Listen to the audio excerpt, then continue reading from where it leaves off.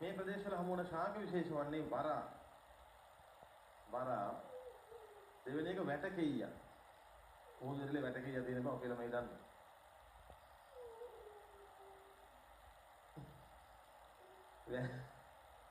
වැලි කඳු ගැනයි මේ කතාව.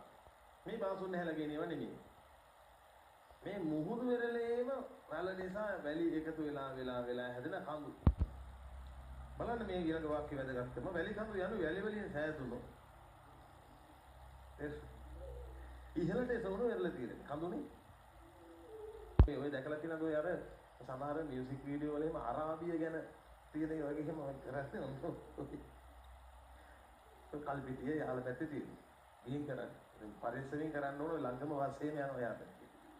හරි. යල්ලා හබීබි කියනකොට ළඟම බස් එකක් යනවා ඔයාට. මුල තියෙන අසල ත්‍රිකෝණ මලේ කල්පිටියේ යහල